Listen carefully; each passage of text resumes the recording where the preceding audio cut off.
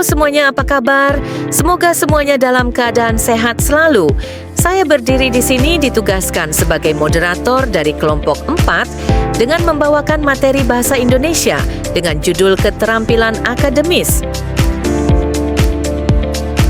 Untuk nama-nama anggota kelompok 4 yang terdiri dari yang pertama, Farsareta Najmi Rohadatul-Laisy, yang kedua, Shendi Afriliono, yang ketiga, Arafina A.A. Zahra, yang keempat, Marsha Anggun, Chandraning Tias, yang kelima, Nadila Nurul Aini, dan yang keenam, Muhammad Arya Bima Ardiansyah. Untuk bab-bab dari materi yang akan saya bawakan terdiri dari yang pertama, pengertian, yang kedua, pencatatan, yang ketiga, pemarafrasaan, yang keempat, peringkasan, yang kelima, penyintesisan, dan yang keenam, kesimpulan. Sebelum kita memasuki materi, apa sih yang dimaksud dengan keterampilan akademis? Keterampilan akademis merupakan seperangkat kemampuan intelektual dan teknis yang digunakan mahasiswa untuk mengelola proses belajar secara efektif. Keterampilan ini mencakup kemampuan membaca kritis, mencatat informasi penting, menulis ilmiah, serta berpikir analitis dalam memecahkan masalah akademik. Dalam konteks pendidikan tinggi, keterampilan akademis tidak hanya berfungsi sebagai sarana memahami materi perkuliahan, tetapi juga menjadi indikator kesiapan mahasiswa dalam berpikir ilmiah, berargumentasi logis, dan menghasilkan karya akademik yang berkualitas. Adapun tujuan keterampilan akademis adalah untuk membentuk mahasiswa yang memiliki kemampuan belajar mandiri, berpikir logis, dan mampu menerapkan strategi belajar yang efektif. Melalui keterampilan membaca, mencatat, dan menulis, mahasiswa dapat meningkatkan pemahaman terhadap materi serta mengembangkan kemampuan berpikir kritis dan analitis. Dan untuk manfaatnya, yang pertama, membantu mahasiswa memahami dan menguasai materi perkuliahan secara mendalam. Kedua, meningkatkan kemampuan berpikir kritis, logis, dan sistematis. Ketiga, membentuk kebiasaan belajar yang teratur dan efisien. Keempat, menunjang kemampuan menulis ilmiah dan penyusunan karya akademis. Dan kelima, mempersiapkan mahasiswa menghadapi tantangan akademik dan profesional. Tadi kita sudah melewati bab pengertian dari keterampilan akademis dan sekarang kita memasuki bab pencatatan. Apa sih pencatatan itu? Pencatatan adalah keterampilan penting dalam proses belajar dan kegiatan akademik yang mencakup kegiatan menyimak, memahami, mengolah, serta merekam informasi secara sistematis. Dalam konteks akademik, pencatatan berfungsi sebagai sarana untuk membantu mahasiswa berpikir kritis, mengorganisasi ide, serta membangun hubungan logis antar konsep. Selain itu, pencatatan juga menjadi dasar dalam menulis ilmiah, baik pada tahap pramenulis, penulisan draft, maupun penyusunan karya ilmiah agar tetap menjaga kejujuran dan integritas akademik. Dan untuk tujuannya, yang pertama, membantu memahami dan mengingat informasi penting. Kedua, mengembangkan kemampuan berpikir kritis dan analitis. Ketiga, menjaga kejujuran serta integritas akademik. Keempat, mengorganisasi gagasan agar mudah dikembangkan dalam tulisan ilmiah. Dan kelima, menjadi dasar dalam pengumpulan dan analisis data penelitian. Contoh penerapan pencatatan. Yang pertama, dalam kegiatan perkuliahan, mahasiswa menggunakan teknik Cornell Note untuk mencatat poin penting dari penjelasan dosen, membagi halaman menjadi kolom utama, kolom kunci, dan kolom ringkasan agar informasi lebih terstruktur dan mudah dipahami kembali. Yang kedua, dalam penelitian, Peneliti membuat catatan lapangan, field notes, untuk mendokumentasikan hasil observasi, interpretasi, dan refleksi selama proses pengumpulan data berlangsung. Contohnya, mencatat waktu, tempat, aktivitas, dan hasil wawancara secara sistematis. Yang ketiga, dalam penulisan ilmiah, penulis menggunakan teknik outlining atau mind mapping untuk merancang struktur tulisan dan menyusun gagasan dari yang umum ke yang spesifik sebelum menulis esai atau artikel ilmiah. Dan yang keempat, dalam kegiatan membaca, mahasiswa membuat ringkasan atau parafrase dari sumber bacaan dengan mencantumkan sumber sesuai gaya APA atau MLI untuk menghindari plagiarisme dan menjaga etika akademik.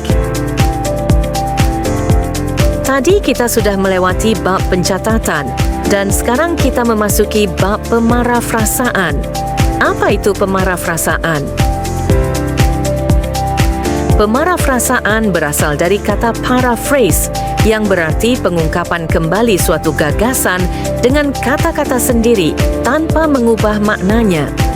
Menurut Behrens dan Rosen, 2010, paraphrasing adalah menyampaikan kembali ide penulis asli dengan struktur kalimat berbeda namun tetap mempertahankan makna. Dalam konteks akademik, pemarafrasaan berarti menuliskan ulang teks sumber dengan gaya dan struktur berbeda, bukan sekadar menyalin atau mengganti kata. Dan tujuannya, yang pertama menghindari plagiarisme dalam penulisan akademik. Yang kedua, membantu penulis memahami teks sumber secara mendalam. Yang ketiga, menunjukkan kemampuan berpikir kritis dan kemahiran bahasa akademik. Yang keempat, memperkuat argumen tulisan dengan menggunakan sumber secara etis. Dan yang kelima, menyesuaikan bahasa sumber agar lebih padat, ringkas, dan sesuai konteks tulisan. Kemudian, jenis-jenis pemarafrasan yang pertama yaitu parafrasa leksikal. Mengganti kata atau frasa dengan sinonim atau padanan kata lain tanpa mengubah makna. Jenis ini sering digunakan untuk memperkaya variasi kosakata dan menghindari pengulangan. Yang kedua yaitu parafrasa gramatikal. Parafrasa gramatikal dilakukan dengan mengubah struktur kalimat tanpa mengubah makna. Perubahan dapat berupa mengubah kalimat aktif menjadi pasif atau sebaliknya dan menyusun ulang klausa. Yang ketiga yaitu parafrasa ide.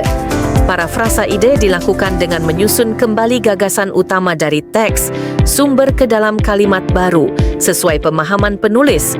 Dan yang terakhir yaitu parafrasa total. Parafrasa total merupakan penggabungan dari ketiga jenis sebelumnya, leksikal, gramatikal, dan ide. Dalam jenis ini, penulis menulis ulang seluruh isi teks sumber dengan kalimat dan susunan baru, namun tetap mempertahankan makna aslinya. Tadi kita sudah melewati bab pemarafrasaan dan sekarang kita memasuki bab peringkasan. Apa itu peringkasan? Peringkasan adalah proses memendekkan teks asli dengan cara menyampaikan ide utama secara ringkas menggunakan bahasa sendiri tanpa mengubah makna aslinya. Tujuannya untuk memudahkan pemahaman, mengingat isi teks, dan menyajikan gagasan utama secara singkat. Ringkasan tetap harus mempertahankan urutan, struktur, dan makna dari teks asli. Manfaat peringkasan menurut Paula et al. 2015. Manfaat peringkasan bagi mahasiswa antara lain. Yang pertama, meningkatkan pemahaman terhadap isi teks karena melatih kemampuan memilih gagasan utama. Yang kedua, mengasah kemampuan menulis akademik, membuat tulisan lebih terstruktur dan koheren. Terakhir, mendorong pembelajaran kooperatif karena bisa dilakukan melalui diskusi dan kolaborasi. Secara keseluruhan, meringkas membantu melatih berpikir kritis, memperluas kosakata, dan memperkuat daya ingat. Adapun untuk langkah-langkah peringkasan, yang pertama, hapus informasi yang tidak penting atau sepele. Yang kedua, hilangkan bagian yang berulang atau pengulangan ide. Yang ketiga, ganti rincian khusus dengan istilah umum agar lebih padat. Dan yang keempat, temukan gagasan utama kalimat topik dari setiap paragraf. Jenis peringkasan. Pertama, ringkasan informatif. Ringkasan yang menyampaikan kembali seluruh isi teks asli secara objektif dan lengkap, tapi dengan bahasa yang lebih singkat.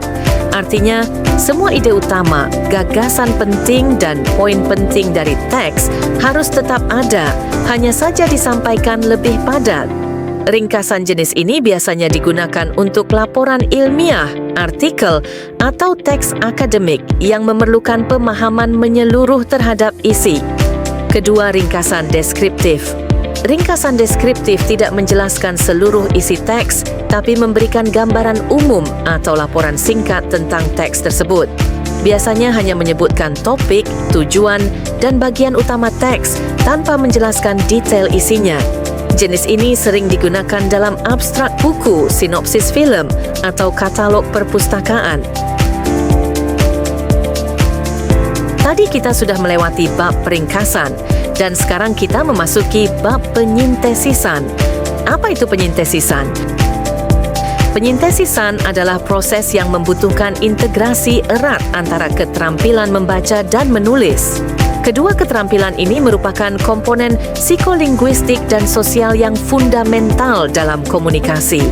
Namun, perlu dipahami bahwa penulisan sintesis bukan sekedar menerapkan strategi membaca lalu menulis, melainkan menuntut adanya interaksi kompleks antara proses membaca dan menulis itu sendiri.